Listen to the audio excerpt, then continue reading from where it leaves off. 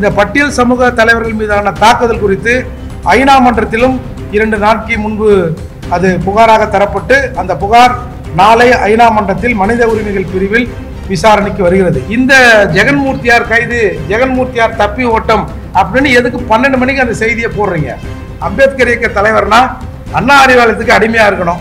வேற யாரும் அரசு செய்கிற எந்த செயலையும் விமர்சித்து விடக்கூடாது என்பதில் இவர்கள் உறுதியாக இருக்கிறார்கள். கிட்டத்தட்ட 24-25 பேர் இருந்திருக்காங்க. நீங்க ஒரு லிஸ்ட் எடுங்க. எல்லாமே பெரும்பான்மையானவர்கள் அதில் பட்டியல் சமூக மக்கள், குறிப்பா பறையர்கள். தமிழகத்தில் இருக்கிற பெரும்பான்மையான வன்னியர்களும் பறையர் சமூக மக்களும் ஒற்றுமையாகிவிடக் கூடாது என்பதில் திராவிடம், திமுக உறுதியாக இருக்கிறது. அனைவருக்கும் வணக்கம். இன்றைய தமிழக சூழல் இங்க இருக்கிற பத்திரிகையாளர்கள் நல்லா தெரியும். அரசு பட்டியல் சமூக மக்களை 3ஆம் தர மக்களாக நடத்துகிறது என்பதுதான் குற்றச்சாட்டு. அதோடு மட்டுமல்லாமல் இந்த பட்டியல் சமூக மக்களுக்காக தொடர்ந்து சட்டமன்றத்தில் ஒலித்து வரும் ஒற்றை குரலான ஜெகன்மூர்த்தியாரின் குரலை நசுக்க வேண்டும் என்பதன் அடிப்படையில் தொடர்ந்து அவரை இழிவுபடுத்தும் நோக்கோடு சில நடவடிக்கைகள் தமிழகத்தில் நடைபெற்றது. மறைந்த பகுஜன் சமாஜ் கட்சியின் முன்னாள் தலைவர் ஆம்ஸ்ட்ராங் அவர்கள் படுகொலை செய்யப்படுகிறார். அந்த படுகொலையில் ஆம்ஸ்ட்ராங் அவர்களுக்கு லைஃப் த்ரெட்டன் இருக்கிறது என்று சொல்லிவிட்டு நாங்கள் விலகி நின்று கொண்டோம் அப்படின்னு சொன்னாங்க. அதிலிருந்து தொடர்ந்து இந்த அரசு செய்கிற சில விஷயங்களை சட்டமன்றத்திலோ பொதுவெளியிலோ கேட்கிற எல்லா அம்பேத்கர் இயக்க தலைவருக்கும் ஒரு நெருக்கடியான சூழல் ஏற்பட்டிருக்கிறது. அதே போல அம்பேத்கர் இயக்க தலைவர்கள் மட்டுமல்லாமல் இங்க இருக்கிற இந்த அம்பேத்கர் இயக்க மக்களை, பட்டியல் சமூக மக்களை சென்னையை விட்டு அப்புறப்படுத்துகிற அந்த மண்ணோடு இருக்கிற தொடர்பை அழிக்கிற வேலையை தொடர்ந்து தமிழக அரசு செய்கிறது. இதை தடுத்து நிறுத்த முற்படுகிற எல்லா தலைவர்கள் மீதும் அரசு காழ்ப்புணர்ச்சியை கொண்டு நடவடிக்கை எடுக்கிறது. அதோடு மட்டுமல்லாமல் தமிழகத்தில் அது காவல்துறையாக இருந்தாலும் சரி, எந்த துறையாக இருந்தாலும் சரி, பட்டியல் சமூக அதிகாரிகள் தொடர்ந்து பழிவாங்கப்படுகிறார்கள். எனவே ஒரு இன்செக்யூர் நிலை இங்கே தமிழகத்தில் ஏற்பட்டிருக்கு. இந்த பட்டியல் சமூக தலைவர்கள் மீதான தாக்குதல் குறித்து ஐநா மன்றத்திலும் 2 நாட்கள் முன்பு அது புகாராக தரப்பட்டு அந்த புகார் நாளை ஐநா மன்றத்தில் மனித உரிமைகள் பிரிவில் விசாரணைக்கு வருகிறது. இந்த நிலையில் தமிழகத்தில் இருக்கிற அம்பேத்கர் இயக்க தலைவர்கள் ஒருங்கிணைந்து தமிழக கவர்னரை சந்தித்து புகார் கொடுக்க இருக்கிறோம். அதன் அடிப்படையில் தான் இன்றைக்கு இந்த கூட்டம் நடைபெறுகிறது. அதுதான் சார், இப்போ கவர்மெண்ட் ஏற்கனவே தயாநிதி மாறன் அவர்கள் சொன்ன மாதிரி எங்களை 3ஆம் தர மக்களா நாங்க அப்படின்னு சொன்னார் இல்லையா, எஸ்சி மக்களா நாங்க 3ஆம் தர மக்களா அப்படின்னு சொன்னார் இல்லையா, அந்த பார்வை அரசு இன்றைக்கு ஒட்டுமொத்தமான பட்டியல் சமூக மக்கள் மீது வைக்கிறது. வேங்க வயலை தொடர்ந்து இன்றைக்கு அதே போல இன்னொரு ஊரிலும் நடந்திருக்கிறது. வடகால் பகுதியில் நடந்தது. வடகால் பகுதியில் நடந்த கலவரத்தில் பாதிக்கப்பட்ட மக்கள் என்ன சொல்றாங்கன்னா, நாங்க எதற்காக இந்த ஊரில் சண்டை நடந்ததுன்னு கூட வெளியில சொல்லுவதற்கான வாய்ப்பு இல்லை. எங்க ஊர்ல ஏதோ பெட்ரோல் பங்க்ல சண்டை நடந்து, ஒயின் ஷாப்ல சண்டை நடந்துன்னு இந்த குறிப்பிட்ட வடகால் காலனி மக்களை அசிங்கப்படுத்துகிற வேலையை அரசாங்கம் செய்கிறது அப்படின்னு அவங்க சொன்னாங்க. இப்போ நாங்க என்ன ஃபீல் பண்றோம்னா, மக்களுக்கு ஒரு செக்யூர் இல்லை.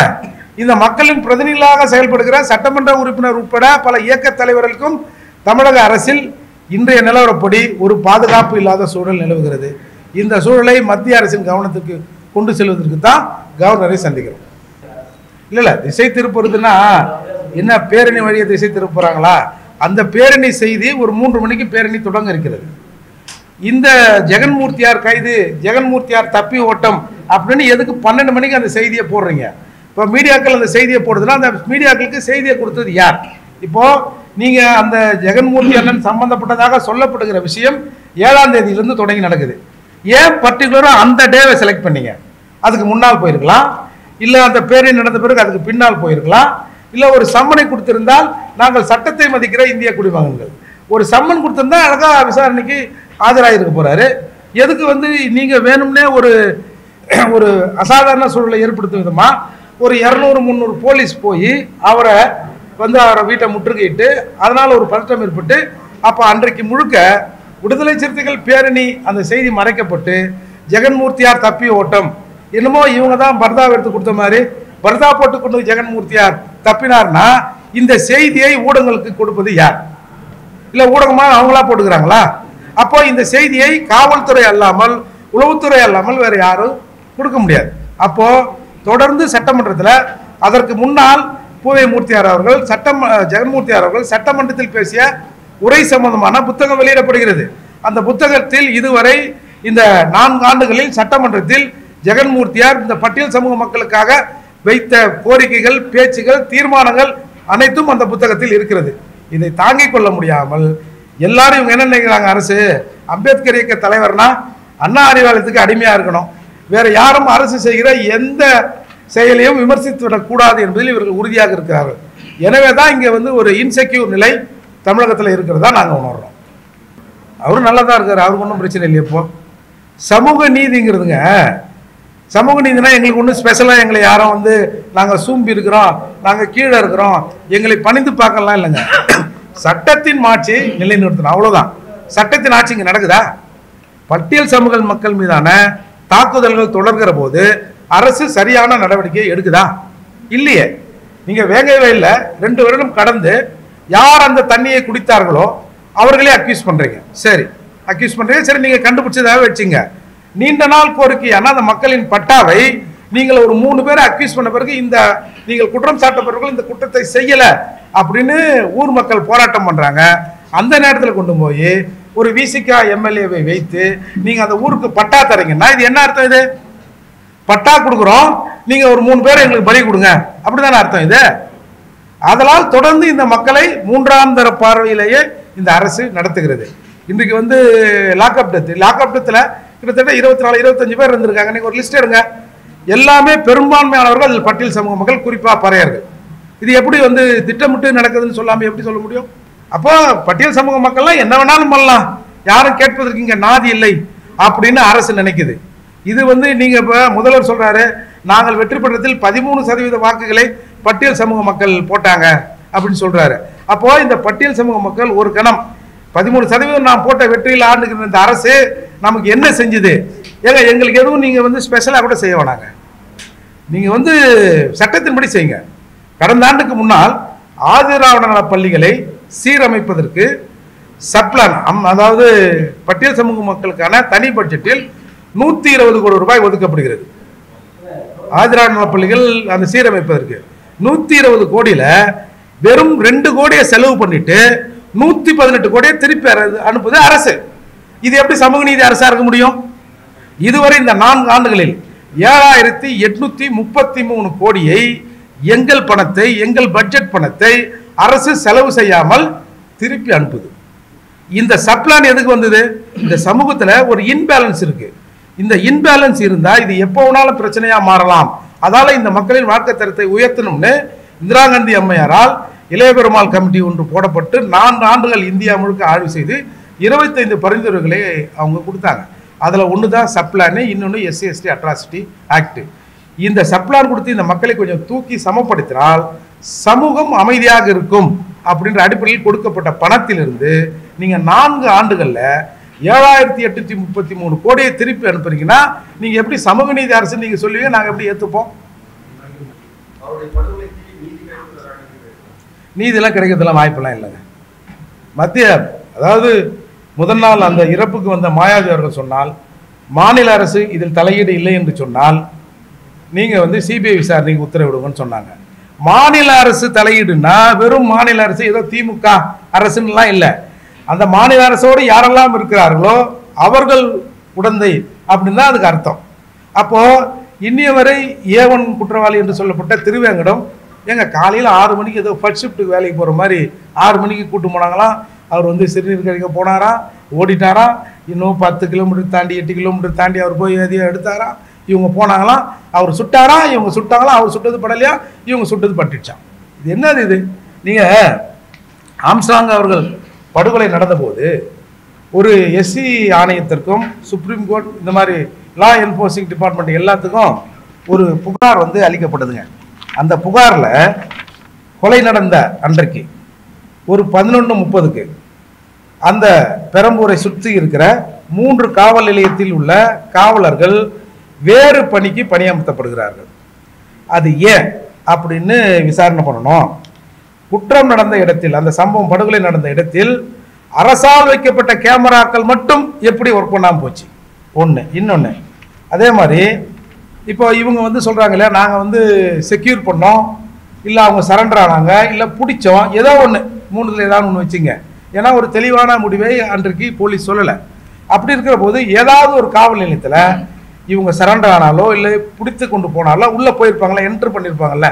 அப்போது அந்த என்ட்ரன்ஸில் இருக்கிற அந்த சிசிடிவி வித் ஆடியோவோடவும் அவர்கள் உள்ளே போன பிறகு ஏதாவது ஒன்று சொல்லியிருப்பாங்கல்ல, இந்த மாதிரி ஆம்ஸ்டாங் படுகொலை எங்களை தேடுறாங்க, இல்லை நாங்கள் தான் அதை செஞ்சோம் அப்படின்னு ஏதாவது சொல்லியிருப்பாங்கல்ல. அந்த ஆடியோவோடு இருக்கிற ஃபுட்டேஜை செக்யூர் பண்ணி வைக்கணும் அப்படின்னு சொன்னாங்க. இன்னொன்று, இந்த சரண்டராக இல்லை சோகால்டு சரண்டர் என்று சொல்லப்படுகிற அந்த குற்றவாளிகளை, குற்றம் சாட்டப்பட்டவர்களை போலி என்கவுண்டரில் கொலை செய்வதற்கு வாய்ப்பு இருக்கிறது. எனவே அவர்கள் உயிருக்கு உத்தரவாதத்தை அளிக்க வேண்டும் அப்படின்னு சொல்கிறாங்க. அதே மாதிரி இந்த ஸ்கல் டெஸ்ட்னு ஒன்று இருக்குது. மண்டை ஓடு அமைப்பை வைத்து இவர் குற்றவாளியாக இருக்கலாம் என்று சயின்டிஃபிக்கலாக கண்டுபிடிக்கலாம். அந்த ஸ்கல் டெஸ்ட்டை யாரெல்லாம் அன்றைக்கு வந்து சரண்டர் ஆனாங்களோ அவங்களுக்கு எடுக்கணும்ன்ற ஒரு கோரிக்கையை வைத்து ஒரு புகார் மனு அளிக்கப்பட்டது. ஆனால் இதுவரை இது குறித்த எந்த தடயமும் எந்த விசாரணையும் நடைபெற்றதாக தெரியல. அப்படி இருக்கிற போது இதில் இன்னும் சொல்லப்போனால் 2 பேர் வந்து தலைமறைவுன்றாங்க. தலைமறைவானவர்களை பிடிப்பதற்கான எந்த நடவடிக்கையும் இல்லை. இந்த மாயாவதி அவர்கள் சொன்னது போல இது ஏதோ ரவுடிக்குள் இல்லை ஒரு கும்பலுக்கும் நடந்த சண்டையாக இதை கொச்சைப்படுத்துவதோடு நிறுத்தி கொண்டார்கள். ஆனால் இதற்கு பின்னால் ஒரு பெரும் அரசியல் இருக்கிறது. தமிழகத்தில் கிட்டத்தட்ட 3 கோடி பேர் பறையர் சமூக மக்களும் வன்னியர் சமூக மக்களும் இருக்கிறார்கள். இந்த ஒற்றுமையை தமிழகத்தில் பேசியது ஒன்று ஆம்ஸ்டாங், இன்னொன்று ஜெகன்மூர்த்தி, இன்னொன்று இந்த மூர்த்தி. அதனால் ஆம்ஸ்டாங்கை முடித்து விட்டார்கள். ஜெகன்மூர்த்திக்கு ஏகப்பட்ட சிக்கலை கொடுக்கிறார்கள். மற்ற தலைவர்களுக்கும் தொடர்ந்து சிக்கலை கொடுத்து கொண்டே இருக்கிறார்கள். தமிழகத்தில் இருக்கிற பெரும்பான்மையான வன்னியர்களும் பறையர் சங்க மக்களும் ஒற்றுமையாகிவிடக் கூடாது என்பதில் திராவிடம், திமுக உறுதியாக இருக்கிறது. எனவே இந்த அரசியலை பேசுகிறவர்களுக்கு இங்கே ஒரு இன்செக்யூர், பாதுகாப்பற்ற சூழல் இருக்கிறது. இன்றைக்கு நேற்று ஆம்ஸ்டாங்குக்கு ஏற்பட்டது, இன்றைக்கு ஜெகன்மூர்த்திக்கு ஏற்பட்டது, நாளை இங்கே இருக்கிற தமிழகத்தில் இருக்கிற எல்லா அம்பேத்கர் இயக்க தலைவர்களுக்கும் ஏற்படும் என்ற அச்சம் எங்களுக்கு ஏற்பட்டிருக்கிறது. நீங்க ஒரு போராட்டம் என்பது எதுக்கு? சும்மா நானும் செஞ்சேன். இப்போ வேங்கவேலுக்கு நீங்க என்ன செஞ்சீங்க? நாங்கள் வந்து புதுக்கோட்டையில் முதல்ல போய் ஆர்ப்பாட்டம் பண்ணோம். சரி, அந்த ஆர்ப்பாட்டத்தின் நோக்கம் என்ன? உண்மை குற்றவாளிகளை கண்டுபிடிக்கணும். உண்மை குற்றவாளிகள் கண்டுபிடிக்கப்பட்டார்களா? வசதி வாய்ப்பு இருக்குது என்பதற்காக எங்கே ஒன்றாலும் போகலாம். ஒரு டோக்கன் போராட்டம் மாதிரி ஏதாவது ஒன்று பண்ணோம்னா என்ன தீர்வு? அதாவது மற்றவர்கள் வெளியிலே இருக்கிறார்கள், இல்லை எதிர்ப்புறம் இருக்கிறார்கள் கூட வச்சுங்க. நீங்கள் அரசோடு இருக்கிறீங்கல்ல, என்ன செஞ்சீங்க? ஒரு உதாரணத்துக்கு, கடந்த ஆட்சியில் அரசு வழக்கறிஞரை போடுறாங்க. அதில் வந்து இடஒதுக்கீடு ஃபாலோ பண்ணோம், எல்லா சமூகத்துக்குமான இடஒதுக்கீடு வேணும்னு ஒருத்தர் பெட்டிஷன் போடுறாரு சென்னை உயர்நீதிமன்றத்தில். அது போன 2023 டிசம்பரில் விசாரணைக்கு வந்து இதில் இடஒதுக்கீடு ஃபாலோ பண்ண வேண்டிய அவசியம் இல்லை, நாங்கள் ஒரு குழு போட்டிருக்கோம், அந்த குழுவின் பரிந்துரை அதை திருப்திப்படுத்துகிற விதமாக அந்த தேர்வு இருக்கும் அப்படின்னு சொல்கிறாங்க. அப்போ அந்த வழக்கை டிஸ்மிஸ் செய்யப்படுது, தோற்கிறதுன்னு வைங்க. இந்த வழக்கை போட்டவர் திரும்பவும் அப்பீல் போனோம்ல, இந்த வழக்கை போட்டது சிதம்பரம் நாடாளுமன்ற உறுப்பினர் திருமாவளவன். போன தடவை இடஒதுக்கீடு வேணும்னு போடுறீங்க, இந்த தடவை இடஒதுக்கீடுலாம் தர முடியாதுன்னு இவங்க சொன்ன உடனே நீங்கள் பாட்டு ரிவர்ஸ் ஆகிறீங்கன்னா அப்போ என்ன அர்த்தம் இது? சரி, நீங்கள் வழக்கு போட வேணாம். ஐயா, நான் இந்த மாதிரி வழக்கு போட்டேன், நான் வந்து உங்கள் கூட்டணியில் ஒரு பெரிய கட்சியாக இருக்கிறேன், அதால் நீங்கள் இதை வந்து கன்சிடர் பண்ணுங்க அப்படியா சொல்லணும்ல? சொல்லுங்க, சொல்லுமா இல்லையாங்க சார்? இங்கே வந்துங்க எப்படி இந்த பட்டியல் சமூக மக்கள் 3ஆம் தர மக்களாக நடத்தப்படுகிறார்களோ அதே போல பட்டியல் சமூகத்தின் பிரதிநிதியாக சட்டமன்றத்தில் இருப்பவர்கள் கூட 3ஆம் தர எம்எல்ஏக்களாக இந்த அரசால் நடத்தப்படுகிறார்கள். இங்கே பட்டியல் சமூக மக்களின் நலனை பேசுகிற தலைவர்களுக்கு ஒரு பாதுகாப்பற்ற சூழல் நிலவுகிறது. அதை குறித்து தான் கவர்னரை சந்திக்கிறோம். புகார் கொடுக்க இருக்குது. தமிழக அரசுல இங்க இருக்கிற தலைவர்கள் நிம்மதியா இருக்க முடியல, தினந்தோறும் ஏதாவது ஒரு வகையில் ஒரு அச்சுறுத்தல் நடைபெறுகிறது அப்படிதான் சொல்றோம். அதுதாங்க, தமிழ் கொடுதாங்கிற ஒரு பட்டத்தை கொடுத்துருக்கிறார். என் அப்பா கூட என்னை வந்து 1 மணி நேரம் உட்கார வச்சு என் பக்கத்தில் பரிமாறினது இல்லை அப்படின்னு சொன்னாங்க. இப்போ இவங்க ஒன்றையும் பாமகவோட பிஜேபியோட இல்லாத கூட்டணிலாம் இல்லை. தொடர்ந்து இவங்க ஜார்ஜ் பெர்னாண்டஸின் அம்பு சின்னத்திலே தேர்தலில் நின்றவங்க தான். அதால் இவங்க சொல்லுவாங்கள்ல, தேர்தலில் வந்து வெற்றி தான் முக்கியம், கொள்கை வேறு கூட்டணி வேறுன்னு நாளைக்கு எது ஒன்றாலும் நடக்கலாம்.